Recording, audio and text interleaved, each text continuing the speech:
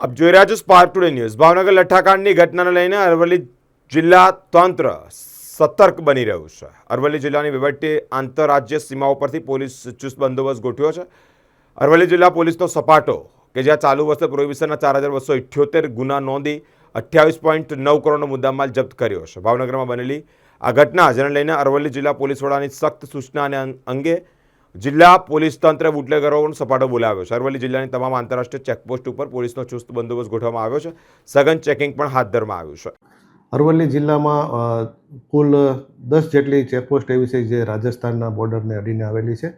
એ તમામ ચેકપોસ્ટો કાયમી ધોરણે ચાલુમાં જ રાખેલી છે અને એ સિવાય જરૂર પડે ત્યારે અન્ય ચેકપોસ્ટ પણ ઊભી કરવામાં આવે છે। એટલે હાલ 10 જેટલી ચેકપોસ્ટ કાર્યરત છે અને એમાં તમામ જગ્યાએ પૂરતો પોલીસ સ્ટાફ રાખવામાં આવેલો છે। હોમગાર્ડ જીઆરડી પણ ત્યાં ફરજ બજાવી રહેલ છે અને પૂરતું મોનિટરિંગ કરવામાં આવી રહેલું છે। સાહેબ, જે વિદેશી દારૂ પકડવામાં આવ્યું છે છેલ્લા 1 વર્ષમાં એની પણ વિગત આપો। એ છેલ્લા 1 વર્ષમાં આપણે જોવા જઈએ તો અરવલ્લી જિલ્લાની અંદર ટોટલ આપણે જોઈએ તો 28 કરોડ રૂપિયાનો આપણે મુદ્દામાલ પકડ્યો છે। એના અંદર ગણનાપાત્ર જે કેસો કહેવાય એ 96 જેટલા કરવામાં આવેલા છે।